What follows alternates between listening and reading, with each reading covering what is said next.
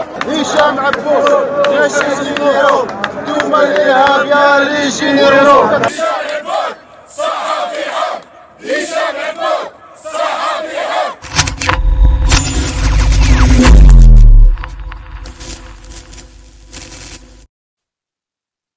On se débarrasse du criminel Nasser al-Djen pour faire bonne figure devant l'opinion publique internationale, notamment, et devant les maîtres. Ils sont leurs maîtres, les Français. Ils sont leurs maîtres, qu'ils le veuillent ou pas. Ce sont leurs seigneurs. Ce sont leurs seigneurs. Parce que, pour une fois, la France a su comment se comporter avec ses voyous. Maintenant, ils se font tout petits. Ils sont des petits toutous devant la grande France. Ouais, c'est comme ça que ça se passe. Avec les voyous, il faut cogner. Maintenant, comme toutes les portes sont fermées avec la France, tout a été verrouillé. C'est eux qui ont verrouillé, maintenant, sans côté, la France aussi a verrouillé. Puis, ils trouvent plus moyen d'entrer en contact. Alors,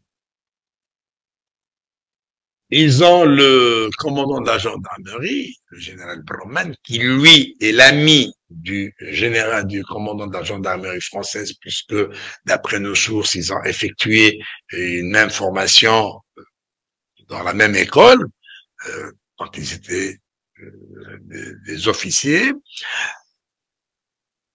Et ils ont le général Moussaoui, mais le général Moussaoui, qui est ami du patron de la sécurité extérieure française, n'est plus fréquentable, n'est plus recommandable parce que c'est un apprenti criminel. Le général Moussaoui assume la responsabilité de l'enlèvement de Amir DZ en avril 2024 et assume l'entière responsabilité, puisque pour Amir DZ, il était chef du bureau de sécurité à l'ambassade d'Algérie à Paris, et pour mon enlèvement à Barcelone, il était le nouveau directeur général de la documentation de la sécurité extérieure. Cet apprenti criminel a également échoué dans la tentative de mon enlèvement à Barcelone, comme a échoué également le général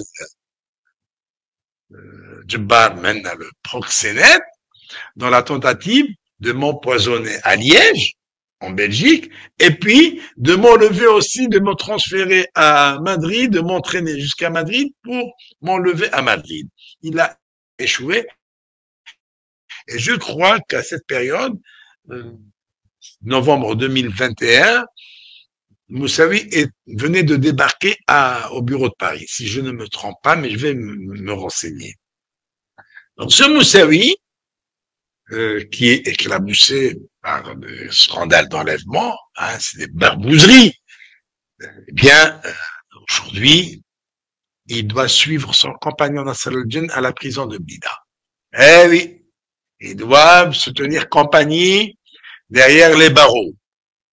Le tour de Moussaoui doit arriver tôt ou tard pour la simple raison que l'affaire de mon enlèvement Barcelone, ils ont bien beau chercher à faire diversion par deux hurluberlus, hein, qui prétendent tout connaître, qui prétendent avoir accès au dossier. Oui, ça. Ben, en tous les cas, je vais donner tous les détails sur ces deux petits cocos, hein, qui jouent aux apprentis journalistes d'investigation, alors qu'ils n'ont rien de journaliste. Ils n'ont même pas leur carte professionnelle. Ce sont des pigistes. L'un est pigiste et l'autre, c'est un blogueur. On parlera de ces gens dans 2-3 jours, peut-être. Là, je suis pris à autre chose. Donc, ce Moussaoui, qui a beau chercher à faire diversion, j'ai dit, par de petits concours, eh bien, il finira par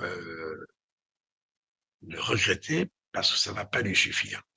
Parce que le scandale de mon enlèvement à Barcelone est 10 fois supérieur au scandale de l'enlèvement de Amir DZ en France. Pourquoi? Parce que si en France, ils ont recruté un repris de justice, puis un Rome, un gitan. Donc, c'était en Espagne, ils ont fait un pacte, ils ont passé un avec une organisation criminelle qui a été démembrée totalement, 23 membres, et leur chef, Tata.